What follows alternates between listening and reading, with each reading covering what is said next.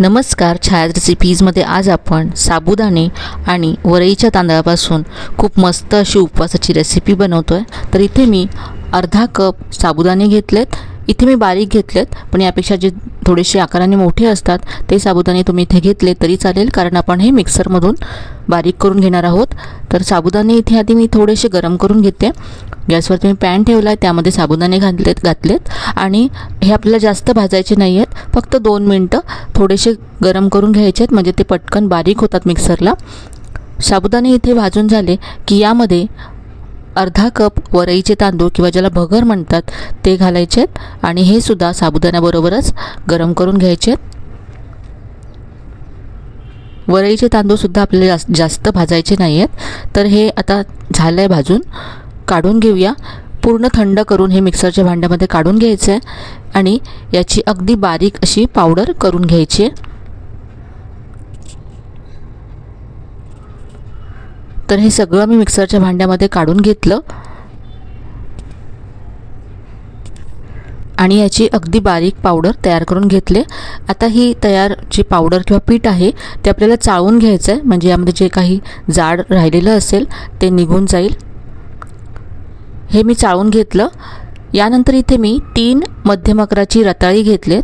ही रताळी स्वच्छ आधी धुवून घेतलेत। आता ही आपल्याला सोलून घ्यायची आहेत। 3ही रताळी इथे मी सोलून घेतलेत। साधारण वजनाने 150 ग्राम आहेत। आता ही किसून घ्यायची आहेत।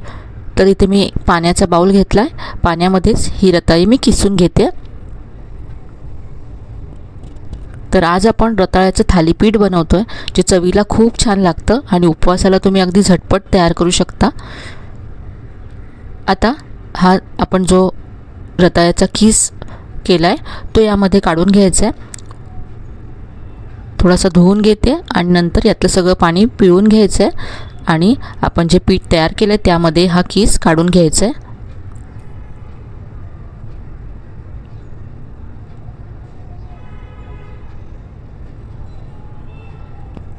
सगळा किस इथे मी या पिठामध्ये काढून घेतला। आता यामध्ये हिरवी मिरची आणि जिरं हे मी कुटून घेतलं होतं ते घालायचं। इथे मी 2 हिरव्या मिरच्या आणि अर्धा चमचा जिरं घेतलं होतं।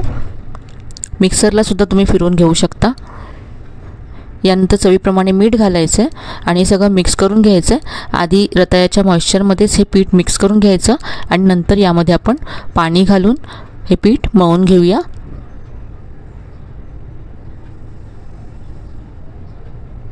हे सगळं व्यवस्थित मी मिक्स केलं। आता यामध्ये पाणी घालायचं आहे। तर हे सुरुवातीला बाइंडिंग यामध्ये कमी आहे असं वाटेल किंवा ड्राय वाटेल, पण अगदी व्यवस्थित असं थालीपीठ थापता येतं।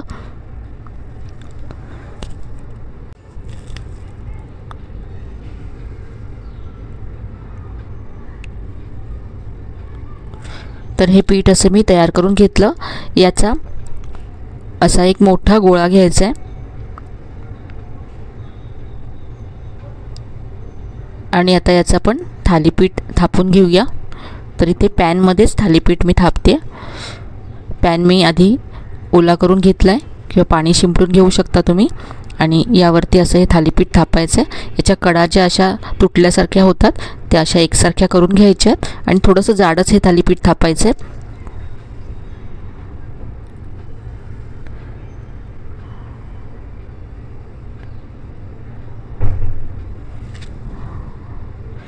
उलटताना हे थालीपीठ अजिबात तुटत नाही, अगदी व्यवस्थित तयार होतं।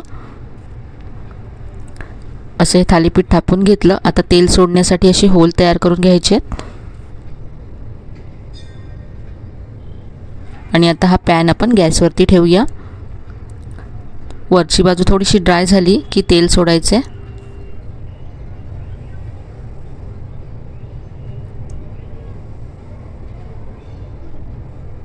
मीडियम फ्लेमवरतीच आपल्याला हे थालीपीठ भाजून घ्यायचं आहे।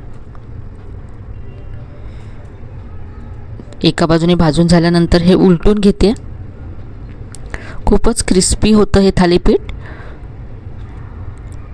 दोन्ही बाजूने छान खमंग असं हे भाजून घेतलं मी। काढून घेऊया। तर आजची ही रेसिपी उपवासासाठी नक्की करून पहा. रेसिपी आवडली असेल तर व्हिडिओला लाईक करा, शेअर करा. चॅनलला अजून सबस्क्राईब केलं नसेल तर नक्की सबस्क्राईब करा. चला तर मग पुन्हा भेटूया अशा छान छान आणि नवीन नवीन रेसिपीसह. तोपर्यंत धन्यवाद.